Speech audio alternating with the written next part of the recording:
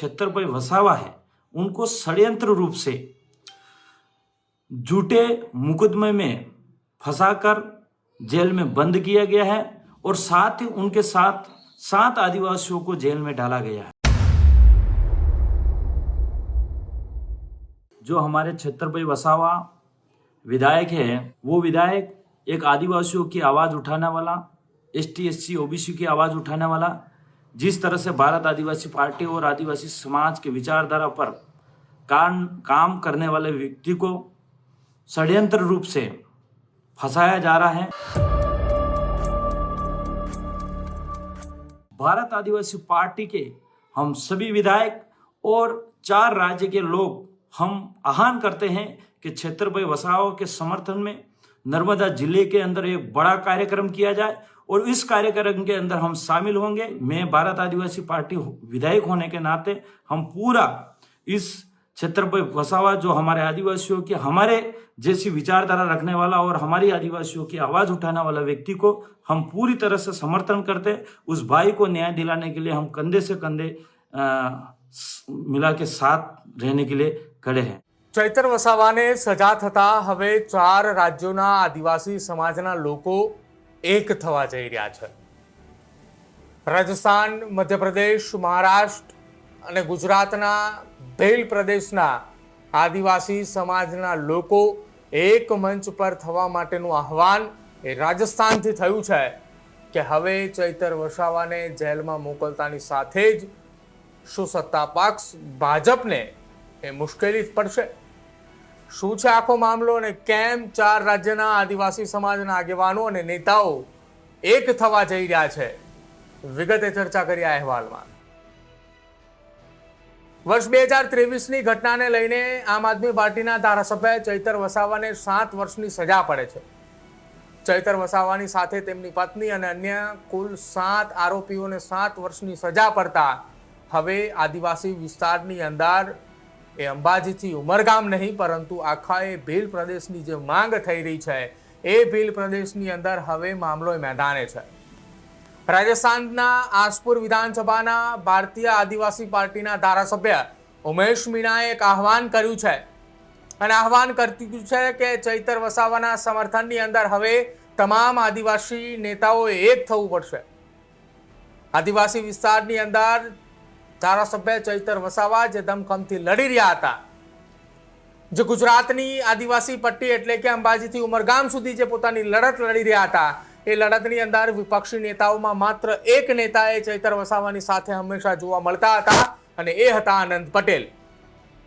જો કે આનંદ પટેલે ચૈતર વસાવાની ધરપકડ બાદ ખુલાસો કરતા એમ પણ કહ્યું હતું કે હવે મારી પણ ધરપકડ થઈ શકે છે અથવા તો મને પણ સજા પડી શકે છે।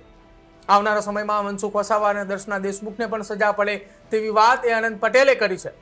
પરંતુ હવે ચર્ચા એ શરૂ થઈ છે કે ડેડિયાપાડાની અંદર આવનારા સમયમાં ભેલ પ્રદેશનો જે વિસ્તાર, જે આદિવાસી વિસ્તારમાં દબદબો છે એવા 4 રાજ્યોની એ એક જ સાથે તમામ નેતાઓ અને આગેવાનોએ ડેડિયાપાડા પહોંચવા માટેનું આહવાન કર્યું છે।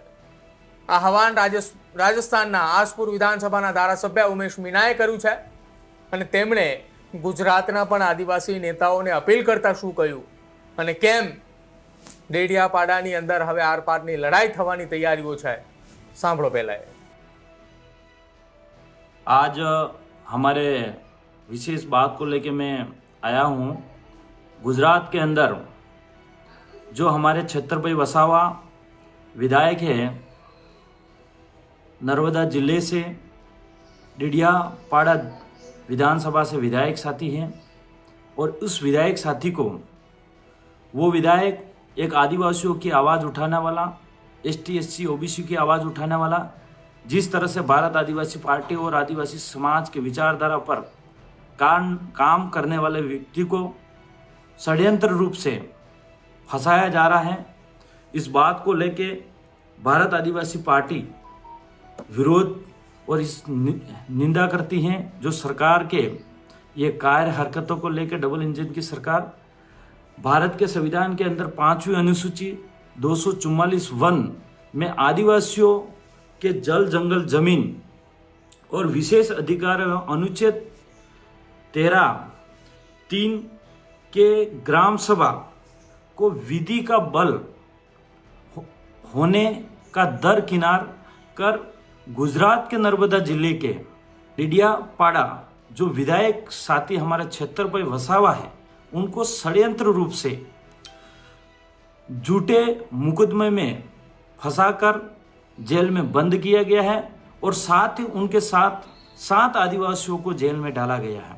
इस बात को लेके भारत आदिवासी पार्टी के हम सभी विधायक और 4 राज्य के लोग हम आह्वान करते हैं कि छत्रपति वसावा के समर्थन में नर्मदा जिले के अंदर एक बड़ा कार्यक्रम किया जाए और इस कार्यक्रम के अंदर हम शामिल होंगे और साथ ही इस कार्यक्रम को नर्मदा जिले के तमाम हमारे भारत आदिवासी पार्टी के जितने भी कार्यकर्ता और सामाजिक कार्यकर्ता हैं, उनको मैं विश्वास दिलाता हूं कि इस समर्थन को लेकर एक बड़ा कार्यक्रम किया जाए। उस कार्यक्रम में हम शामिल होंगे और भारत आदिवासी पार्टी की यह व्यवस्था है कि कार्यक्रम को शांतिपूर्ण से हमको करना है।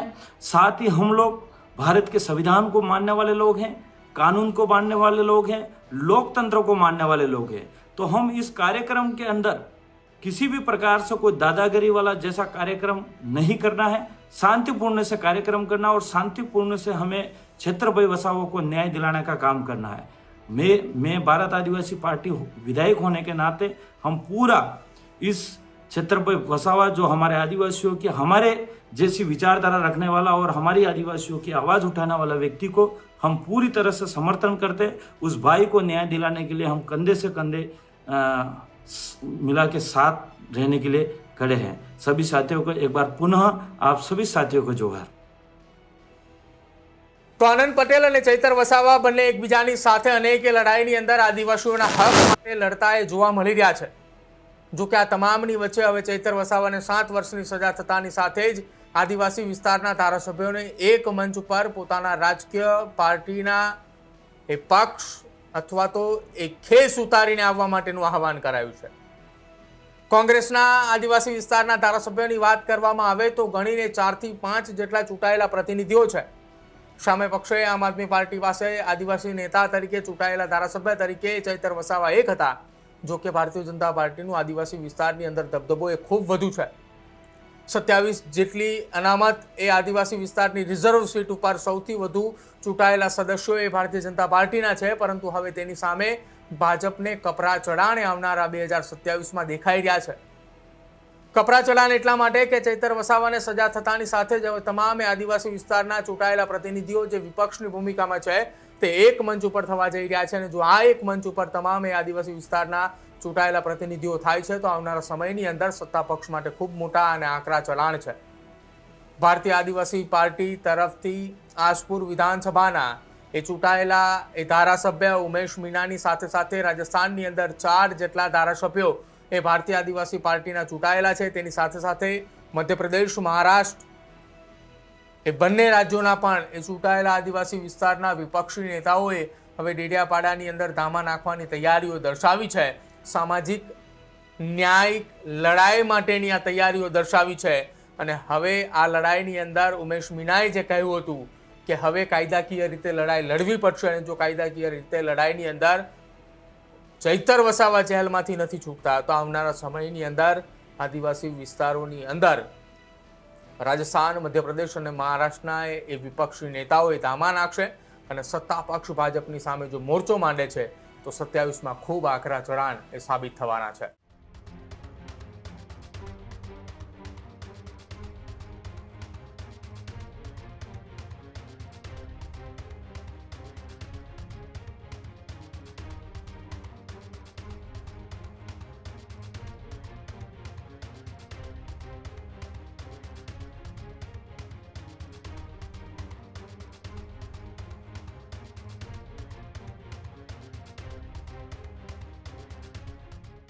ખેડૂત ભાઈઓ છે એ ખેતરમાં ડ્રોન ઉડાવતા હોય છે ત્યારે આપણે એક પ્રશ્ન સતાવતો હોય છે કે જે આપણે અત્યાર સુધી જીપીએસ ટેકનોલોજીવાળા ડ્રોન વાપર્યા છે જેથી કરીને મોબાઈલ ટાવર છે અથવા તો હાઈ ટેન્શન લાઇન પસાર થતી હોય, કોઈ વૃક્ષો હોય, ત્યારે જે જીપીએસ ટેકનોલોજીવાળા ડ્રોન છે એમાં ટકરાય અને ટ્રેસ થાય છે। પણ એગ્રીવન લાવ્યું છે જીએનએસએસ ટેકનોલોજી ડ્રોન, જેથી કરીને એ ડ્રોન છે એ કોઈ જગ્યાએ ટકરાય નહીં, પોતાની રીતે જ ડિસિઝન લે છે અને મૂવ થઈ જાય છે, જેથી કરીને જીએનએસએસ ટેકનોલોજી ડ્રોન છે એ વાપરવાનો આગ્રહ રાખો।